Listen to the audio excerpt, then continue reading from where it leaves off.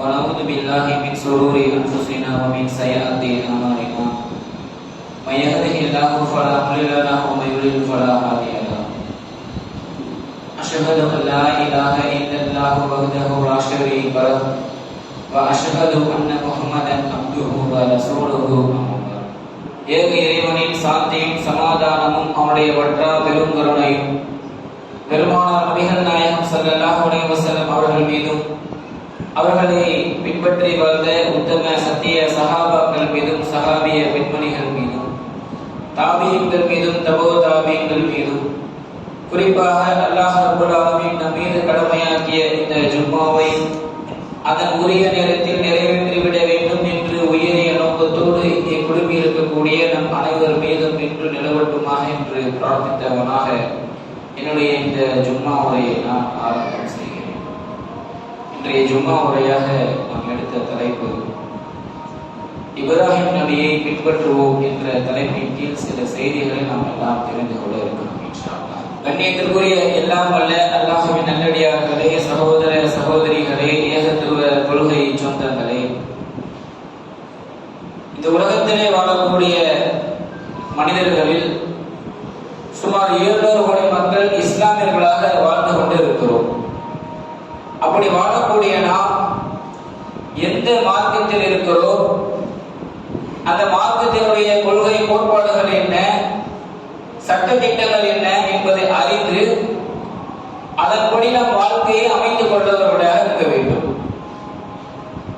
நீங்க பார்த்தீங்க என்று சொன்னால் பெரும்பாலான மக்கள் இந்த மார்க்கத்தை பற்றி கடுகளவு கூட சிந்தனை இல்லாமல், மார்க்க பற்று இல்லாமல், மார்க்க சிந்தனை இல்லாமல் வாழ்வதை நாம் பார்க்கலாம். இன்றைக்கு இந்த இப்ராஹிம் அவர்களை பற்றி எடுத்துக்கொண்டு சொன்னால் பெரும்பாலான மக்கள் நினைக்கிறாங்க, இப்ராஹிம் அலைஹிஸ்ஸலாமா அவர்கள் பெயரை கேட்டாலே இந்த ஹஜ் பண்ணலாம் ஞாபகத்துக்கு வந்துடும், குர்பானி கொடுக்கணும் அந்த ஞாபகத்துக்கு வந்துடும், பெருநாள் அன்னைக்கு புது துணி எடுத்து போடணும் அந்த ஞாபகம் வந்துடும். அவ்வளவுதான்.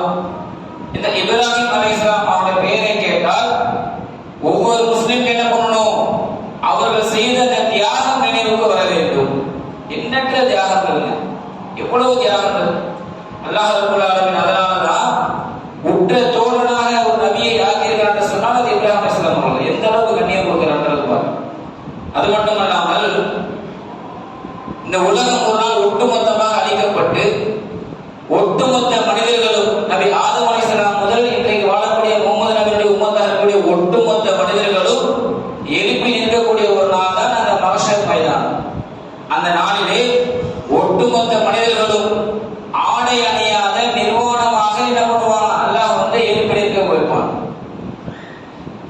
அப்போ அன்னை ஆயிஷா ரலியல்லாஹு அன்ஹா அல்லாஹ்வுடைய தூதரிடத்திலே கேட்கிறாங்க, அல்லாஹ்வுடைய தூதரே, ஒட்டுமொத்த மனிதர்களுமா ஆடை இல்லாமல் நிர்வாணமாக எழுப்பப்படுவோமா என்று சொல்லி கேட்கும் பொழுது அப்போ வெட்கமாக இருக்காதுன்னு அல்லாஹ்வுடைய தூதர்கிட்ட கேட்கிறாங்க. அப்ப அல்லாஹ்வுடைய தூதர் சொல்றாங்க, ஆயிஷாவே, அந்த நாளை பற்றி நீங்க என்ன நினைச்சுக்கிட்டு இருக்கீங்க? இந்த உலகத்தில் இருக்கக்கூடிய இந்த சாதாரண நாட்களை கூட நாளுக்கு நினைச்சுக்கிட்டு இருக்கீங்களா?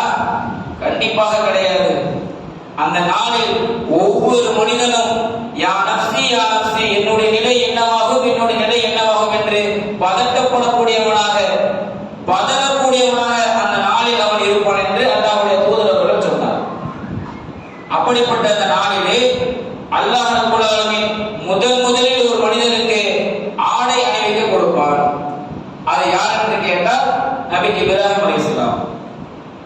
அது மட்டுமல்லாமல் இன்னும் எப்படியெல்லாம் இந்த இப்ராஹிம் அலைஹிஸ்ஸலாமை அல்லாஹ் கண்ணியப்படுத்தினார் என்று சொன்னால், இன்றைக்கு உலகத்தில் வாழக்கூடிய ஒட்டுமொத்த முஸ்லிம்களும் ஸலவாத் சொல்றோமா இல்லையா? எப்பலாம் ஸலவாத் சொல்லுவோம்? வெள்ளிக்கிழமை வந்துருச்சுன்னா போதும் அதிகமான ஸலவாத் ஓதுவோம். தொழுகையிலே அத்தஹியாத்துல ஸலவாத் ஓதுவோம். இப்படி ஸலவாத் ஓதுற இந்த ஸலவாத் என்பது ஒரு பிரார்த்தனை.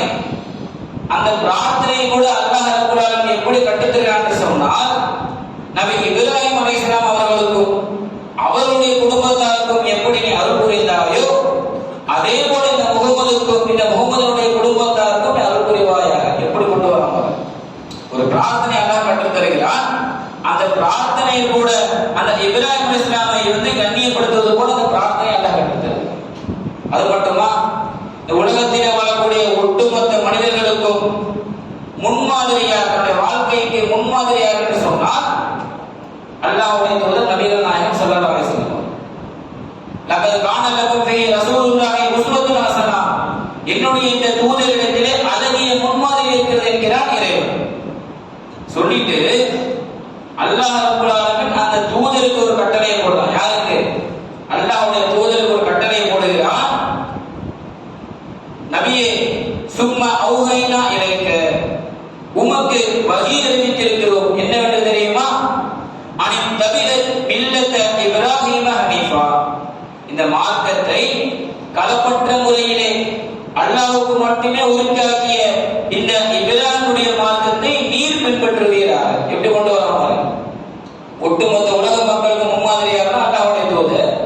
அந்த அல்லாஹ்வுடைய தூதருக்கு அல்லாஹ் கட்டளை போடுகிறார், இந்த இப்ராஹிமுடைய மார்க்கத்தை நீ பின்பற்றுவீராக.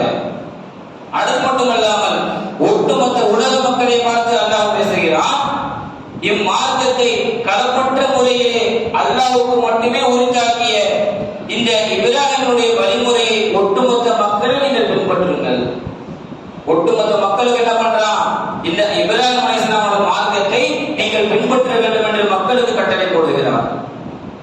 அது மட்டுமல்லாமல் அல்லாஹ் ரப்பல் ஆலமீன் இப்ராஹிம் என்ற வார்த்தை பயன்படுத்தும் போதெல்லாம் ஏராளமான இடங்களில் இப்ராஹிம் ஹனீஃபா என்ற வார்த்தை பயன்படுத்துவோம். எதுக்காக?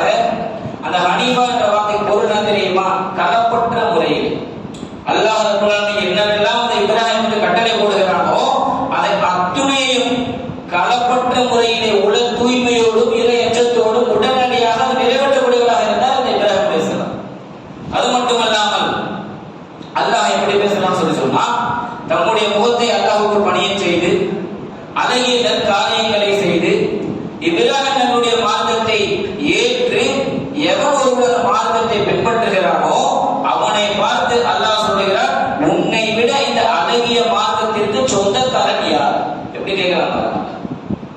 அடுத்ததாக அல்லாஹ் சொல்றான், உமை எருகப் அம் மில்லத்தி இப்ராஹிம இல்லாமன் சஃபிய நஃப்ஸுஹு, இந்த மார்க்கத்தை எவன் ஏற்று நடக்கவில்லையோ, யார் இந்த இப்ராஹிமுடைய மார்க்கத்தை புறக்கணித்து வாழ்கிறானோ அவனை தவிர ஒரு முட்டாள் யார் என்று அல்லாஹ் கேட்கிறான். எப்படி கண்ணியப்படுத்துறாங்க. எந்த அளவுக்கு இப்ராஹிம் நபியை அல்லாஹ் ரப்பல் ஆலமீன் சிறப்பித்து பேசுகிறான். சிறப்பித்த அந்த நபியை ஒரு நபியே பின்பற்ற வேண்டும் என்று சொல்லுகிறான். நபி மட்டும் பின்பற்றினால் பார்த்தாது, ஒட்டுமொத்த மனிதர்களும் பின்பற்ற வேண்டும் என்று மனிதர்களுக்கு கட்டளை போடுகிறான்.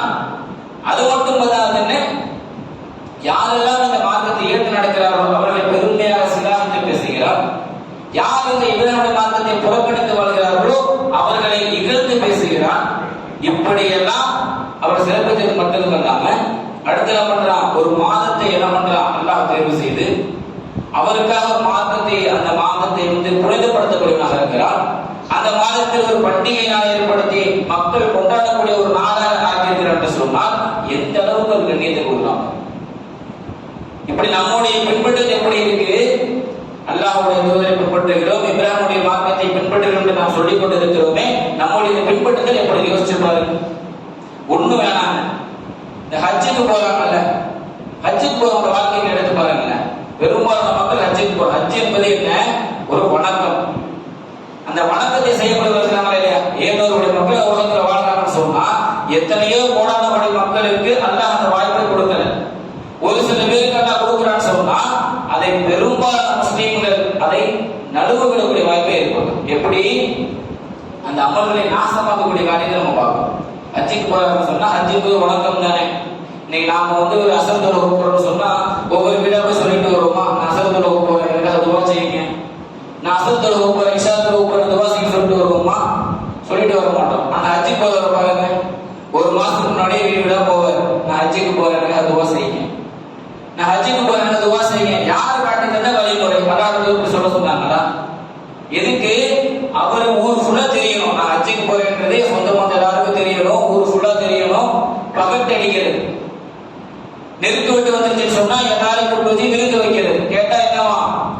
பொறுமை விருந்து வைக்கிறது தப்பா? விருந்து வைக்கிறது தப்பு கிடையாது. நான் ஹஜ்ஜுக்கு போறேன் அதனால விருந்து வைக்கிறேன்னு சொன்னா அதுக்கு தப்பு. யார் கண்டுக்கிற வழிமுறை எல்லாம் எதுக்கு பண்றாங்கன்னு சொன்னா பெருமைக்காக பண்றாங்க. தொழுகை எப்படி ஒரு வணக்கமோ, ஹஜ்ஜி எப்படி ஒரு வணக்கமோ, நோன்பு எப்படி ஒரு வணக்கமோ, அதே போல ஹஜ்ஜி எப்படி ஒரு வணக்கம். அதை என்ன பண்ணுவோம்? அழகா நமக்கு ஒரு வாய்ப்பு கொடுத்துருக்கான்னு சொன்னா அழகையும் செஞ்சுட்டு போயிடணும். அதை விட்டு போட்டு பெருமை அடிக்க முடியல. அது மட்டும் இல்லைங்க, ஹஜ்ஜுக்கு இங்கேருந்து போய் காபத்தோட இறங்கி இந்த கேப்ல சமூக வலைதளத்துல பரவது எப்படின்னு சொன்னா, அந்த காபத்துல பக்கத்துல உட்கார்ந்து கேண்டி கிரஷ் கேம் விளையாடிட்டு இருக்கு. எப்பேற்பட்ட ஒரு அமல் அல்லா செய்யறது வாய்ப்பு கொடுத்துருக்கிறான்னு சொன்னா அந்த அமலை நாசமாக்கக்கூடிய வேலை பார்க்கறாங்களா இல்லையா? அப்ப அல்லாஹ் நம்ம ஒரு வாய்ப்பு கொடுத்துருக்கான்னு சொன்னா அதை பயன்படுத்திக்கணும். அல்லாஹ் எதுக்கு அந்த வாய்ப்பு கொடுத்துருக்கிற? எப்பேற்பட்ட ஒரு அமல், எத்தனையோ கோடான மக்களுக்கு கிடைக்காத வாய்ப்பை கொடுத்துருக்கிறான்னு சொன்னா அந்த அமலை எப்படி செய்ய வேண்டும்? ஆனா மக்கள் பதில் என்ன? அதை பற்றி சிந்தனை கிடையாது. சொல்லுவாங்க, அந்த குரங்கு கையில பூமான காட்டின அந்த கதை இஸ்லாம் இஸ்லாமிய மத்தியில் மாட்டிட்டு முடிக்கிறது பார்க்கும். அல்லாஹ் பண்ணவர். அப்ப இப்ராஹிம் அலைஹிஸ்ஸலாம் நமக்கு எப்படி வாழ்க்கையை வாழ கற்றுக் கொடுத்தார்கள்? அல்லாஹ்வுடைய தூதர் எப்படி வாழ்க்கையை வாழ கற்றுக் கொடுத்து சிந்திச்சு வாழணுமா இல்லையா? பெரும்பாலான மக்கள் கிடையாது. குர்பானி கொடுக்கிற பேர்ல அதுலயும் பெருமை. இந்த வருஷம் நம்ம ஒரு ஆடு கொடுத்துட்டோமா, அடுத்த வருஷம் ஆடு கொடுக்க குர்பானி கொடுக்க சக்தி இல்லை, அதெல்லாம் நாடுகள்னு சொன்னா கூட்டுக்குறவன் செஞ்சிட்டு போல, அதுக்கும் சக்தி இல்லை சொன்னா விட்டுட்டு போயிட வேண்டியதான். பெருமைக்காக போன வருஷம் கொடுத்துட்டோம், இந்த வருஷம் கொடுக்கல, பக்கத்து வீட்டுக்கார நம்ம தப்பா நடப்பானே, கேவலமா பார்ப்பானே, சொந்த நம்ம கேவலமா பார்ப்போமே, அதுல என்ன பண்றது? கடன் வாங்கி அந்த அமலை செய்யறான். யாரு கேட்டா? அல்லாஹ் ஏற்றுக்கொள்வானா? கண்டிப்பாக அல்லாஹ் ஒருபோதும் ஏற்றுக்கொள்ள மாட்டான்.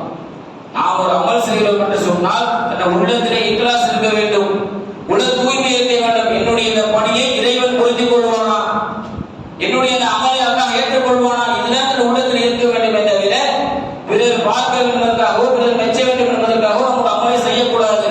நாளை அல்லாஹ் மது மேல தூக்கி மூஞ்சில எரிஞ்சு விடுவோம். இது எனக்காக செய்யல, உன்னுடைய பகட்டுக்காக உன்னுடைய பெருமையை செஞ்சேன்னு சொன்னா நம்மளை நான் எப்படி ஏற்றுக்கொள்ள முடியும்? அதே போல நீங்க பார்க்கலாம், பெரும்பாலான மக்கள் எப்படி இருக்கிறாங்கன்னு சொன்னா குர்பானி கொடுக்கறதுனா ஈஸியா கொடுத்துருவாங்க. ஏப்பா குர்பானி கொடுக்குற? உடனே சொல்லுவாரு, பாய் அல்லாஹ் கொடுக்க சொல்லியிருக்கான் பாய், அதனால கொடுக்குறேன். அல்லாஹ்வுடைய கட்டளை நிறைவேற்ற தவறா? சரி, குர்பானி கொடுக்க மட்டும் தான் அல்லாஹ் கட்டளை போட்டிருக்கானா? பொய் பேசாதீங்க அல்லாஹ் குர்ஆன்ல சொல்றான், புறம் பேசாதீங்க அல்லாஹ் சொல்றான். அதெல்லாம் ஒரு மனுஷன் சொல்லி பாருங்க, பாய் புறம் பேச அல்லாஹ் சொல்றாங்க குர்ஆன்ல. புறம் பேசாம இருக்கிறத எப்படி போய் புறம் பேசாம இருக்க முடியும்? நீ பொய் பேசாம எப்படி போய் இருக்க முடியும்? நான் பொய் பேசுறேன், நீ வியாபாரம் பண்ண முடியுது. நீங்க பொய் பேசாம வியாபாரம் பண்ண முடியலையே. ஒருத்தரோட மாணவரோட விளையாடமே நிம்மதி எப்படி எனக்கு வரும்? நான் ஒருத்தரை பத்தி பின்னாடி புறம் பேசுறதால என் மனசுக்கு நிம்மதி கிடைக்குது, மிகப்பெரிய மகிழ்ச்சி கிடைக்குது. அதை போய் நீங்க பண்ணாதீங்க அப்படி சொல்ல முடியும்? குர்பானி கொடுக்கணுமா? ஒரு ஆளுல 2 ஆளை சேர்த்து கொடுத்துருப்பாரு, அதுக்கு பெரிய விஷயம் கிடையாது. அதுல பின்பற்றுறது மிகப்பெரிய சிரமம் கிடையாது. ஆனா அந்த புறம் பேசுறது சொல்றாதீங்க, பொய் பேசாதீங்க சொல்றாதீங்க. ஏன்? அவருக்கு எது இலகுவா இருக்கோ, எனக்கு எது ஈஸியா இருக்கோ அதை மட்டும் நான் செஞ்சுட்டு போயிடுறேன். மார்க்கத்துல எது கஷ்டமா இருக்கோ அதெல்லாம் என்ன வற்புறுத்தாதீங்க. போய் இன்னைக்கு இருக்குதா இல்லையா நிலைமை? பெரும்பாலான மக்கள் அப்படிதான் இருக்கிறாங்க. காரணம் என்ன? அவர்களுக்கு இந்த மார்க்கத்தின் சிந்தனை கிடையாது, அவ்வளவு மார்க்க பற்று கிடையாது. ஏனாதான் வாழ்றோம். இன்னைக்கு பெரும்பாலான மக்கள் எப்படி இருக்கிறாங்கன்னு சொன்னா, முஸ்லிம் என்று சொன்னால் தொப்பி வச்சுட்டா போதும், தாடி வச்சுட்டா போதும், அழகான ஜுப்பா அணிஞ்சிட்டா போதும், அழகான புர்கா அணிஞ்சிட்டா போதும், நான் ஒரு முஸ்லீமா மாறிதான் சொல்லி நாம் நினைத்துக் கொண்டு இருக்கிறோம். கண்டிப்பாக முடியவே முடியாது. இதுவெல்லாம் பிற மக்கள் பார்ப்பதற்கு ஒரு அடையாளமாக தெரியலாம். இப்ப நான் முஸ்லீம்ஸ் இருக்காங்க, பிற மத மக்கள் பார்க்கும்போது அவர் தொப்பி வச்சிருக்காரு, தாடி வச்சிருக்காரு சொல்லி பிற மத மக்கள் அடையாளப்படுத்தலாம். அவர் பாய் பிற மத மக்களுக்கு தெரியலாம். அல்லாஹ் இதை பார்ப்பானா? நீ தொப்பி வச்ச, சுப்பா போட, புர்கா போட, எல்லாம் கேட்பானா? கண்டிப்பா கேட்க மாட்டான். அல்லாஹ் உள்ளத்தில் என்ன இருக்கிறது, உன்னோட உள்ளத்தில் இந்த கொள்கை எப்படி இருக்கு, இப்படிதான் அல்லாஹ் பார்ப்பானே தவிர வெளி தோற்றங்களை அல்லாஹ் ஒருபோதும் பார்க்க மாட்டான். அப்ப இப்ராஹிமுடைய மார்க்கத்தில் இருக்கிறோம் என்று சொன்னால் நம்முடைய தியாகம் எப்படி இருக்கு யோசிச்சு பாரு. அவன் எவ்வளவு தியாகங்கள் எடுத்து பார்த்தீங்கன்னு சொன்னா, வரலாறு புரட்டி பார்த்தீங்கன்னு சொன்னா அவருடைய தியாகத்துக்கு அளவே கிடையாது, எண்ணற்ற தியாகங்கள். அதனாலதான் அல்லாஹ் உங்களுக்கு கண்ணியப்படுத்த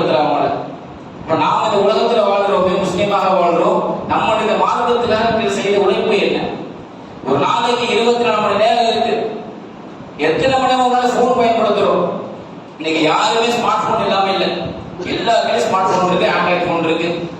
ஒரு நாளைக்கு அந்த போனை எவ்வளவு நேரம் பயன்படுத்த யோசிச்சு பாருங்க. குறைஞ்சபட்சம் ஒரு நாளைக்கு குறைஞ்சபட்சம் கம்மிக்கிறது 2 மணி நேரம் யூஸ் பண்ணாம இருக்க மாட்டாங்க யாரும். அந்த 2 மணி நேரம் அந்த போனை யூஸ் பண்றோமா இல்லையா? வீணான காரியத்துக்காக யூஸ் பண்றோம். இப்ப மார்க்கத்துக்காக, இந்த அழைப்பு பணிக்காகவோ இல்லை இன்னொரு அமல்களுக்காகவோ பள்ளி வாசலோடு ஏற்படுத்திக் கொள்வதற்காகவோ நாம் பயன்படுத்துறோமா? கிடையவே கிடையாது.